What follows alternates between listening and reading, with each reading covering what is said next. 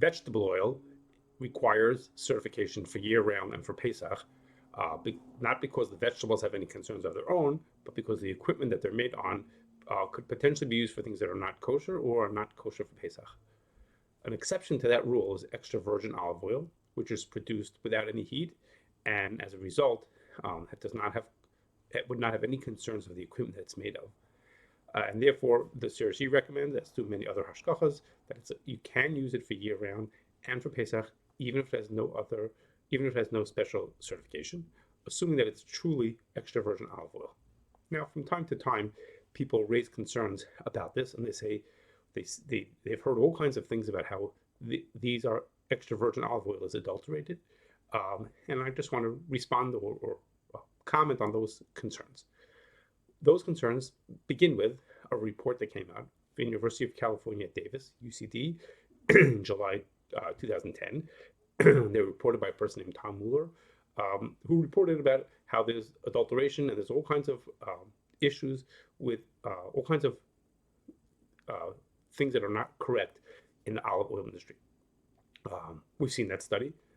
We don't believe that that's enough reason for us to change our position.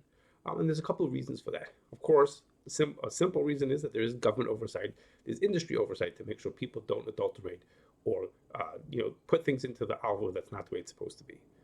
Further is that in 2011, the same university, UCD, made another study of the same items, and they found that there's actually three things that they found that were wrong with olive oil.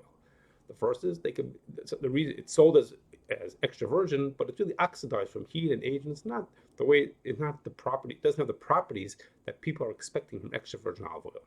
Second is it might be intermingled with refined olive oil and not be pure extra virgin. And the third is that it might be made from low quality olives, either from the olives that were inherently low quality or they were stored improperly or other things like that, that make them not suitable to be designated as extra virgin olive oil. Now, of those three concerns, it's the middle one that has the potential for being a kashrus concern. If a refined oil is put into it, as I mentioned, refined oils need to have hashgachah because of the equipment that they're made on. It's a little less of a Pesach concern, actually, because there are no chametz oils per se, essentially.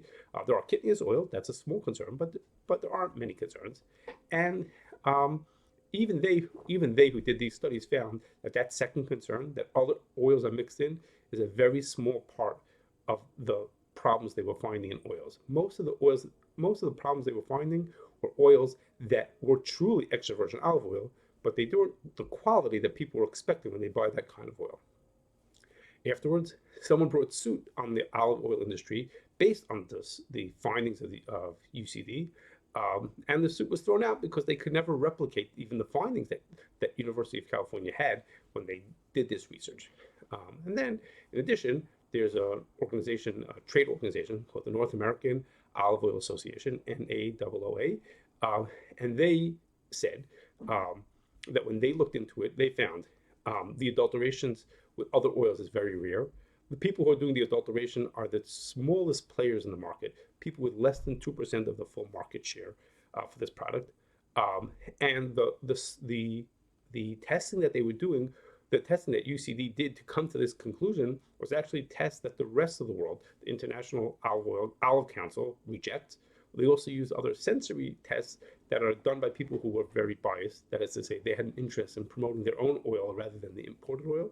And therefore, the NAOA does not find any merit to these concerns. And therefore, they feel comfortable, and therefore we feel comfortable telling people that if olive oil is extra virgin, it's pure extra virgin olive oil, it's okay to use for year-round, it's okay to use for Pesach, even if it doesn't carry a kosher certification.